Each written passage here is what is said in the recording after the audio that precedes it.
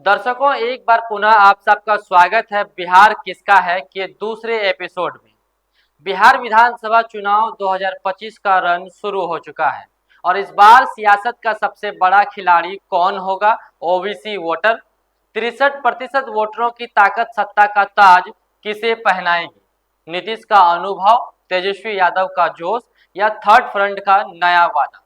आज हम लोग बिहार की सियासत का थोड़ा विश्लेषण करने की कोशिश करते हैं। दोस्तों, पिछले एपिसोड में हमने बात किया था कि बिहार विधानसभा चुनाव 2025 में यादव समुदाय 14.3% वोटर सत्ता की दौड़ में निर्णायक भूमिका निभा सकता है। 45% यादव वोटर अभी भी राजद के साथ है और जो तेजस्वी यादव के MY मुस्लिम यादव समीकरण पर निर्भर है। हालांकि 30% जेडीयू बीजेपी की ओर झुके हैं, जो नीतीश कुमार के विकास से काफी प्रभावित है। पप्पू यादव की जन अधिकार पार्टी 15% यादव वोटरों को आकर्षित कर रही है। प्रशांत किशोर की जन स्वराज पार्टी भी यादव वोटरों में सेंधमारी कर सकती है और कुल मिलाकर 40 से 50 सीटों पर यादव वोटर गेम चेंजर है।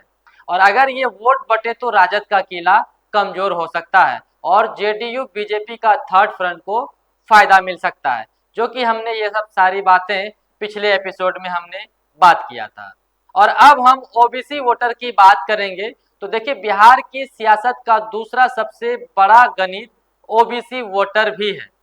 2023 की जाति जनगणना के मुताबिक बिहार में 63% आबादी ओबीसी और ईबीसी से है, यानी हर 3 में से 2 वोटर।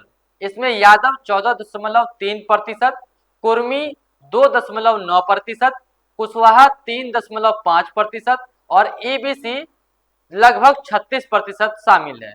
ये वोटर बिहार की सत्ता का रास्ता लगभग हमेशा से तय करते हैं। बिहार में लगभग 35.5% से 40% के बीच वोटर तेजस्वी यादव को सीएम के तौर पर बिहार में देखना चाहते हैं।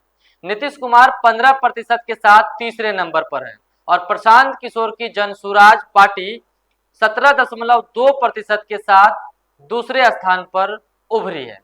अब सवाल यह है कि ओबीसी वोटरों में गुस्सा क्यों है? तो देखिए, समस्या हर जाति हर लोगों के लिए एक ही समान है, वो है बेरोजगारी, बाढ़, शिक्षा, स्वास्थ्य, रोजगार और आरक्षण के वादे पूरे न होने का डर। ये कॉमन सब में है। तेजस्वी यादव की अगर हम बात करें तो तेजस्वी यादव माई बाप समीकरण के साथ गैर यादव ओबीसी और ईबीसी को लुभा रहे हैं।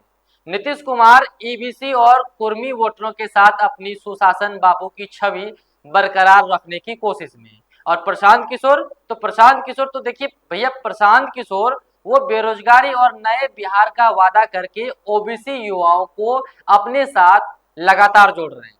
तो फिर सवाल यही है कि ओबीसी का गुस्सा किसे इस बार सत्ता दिलाएगा? बिहार की 243 सीटों में से 150 प्लस सीटों पर ओबीसी वोट निर्णायक है।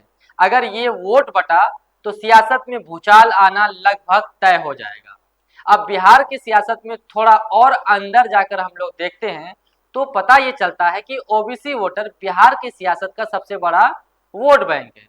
तेजस्वी यादव का माई बाप MY यानी कि मुस्लिम यादव और बाप यानी कि बी का मतलब बहुजन, ए का मतलब अगड़ा, ए का मतलब आधी आबादी और पी का मतलब पुअर यानी कि गरीब।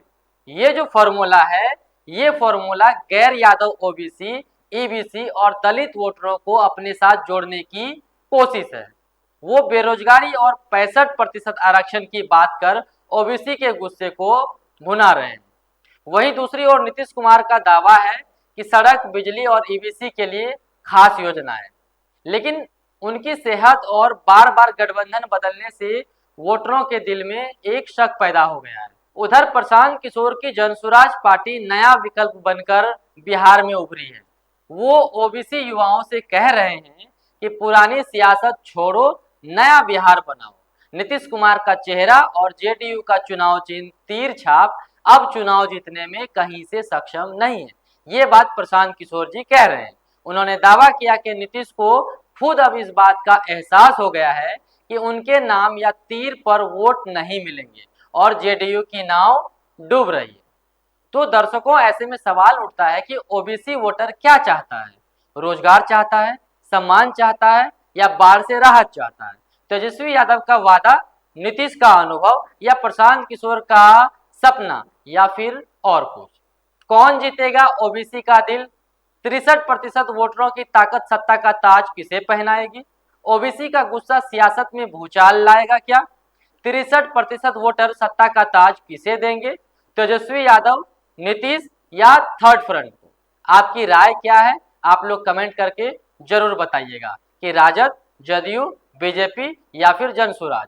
फिलहाल आज के लिए इतना ही। कल हम बात करेंगे मुस्लिम वोटरों की ताकत की। जो 17% वोटर सियासत का रुख मोड़ेंगे क्या? बिहार की हर सियासी अपडेट के लिए हमारे चैनल को सब्सक्राइब जरूर करें।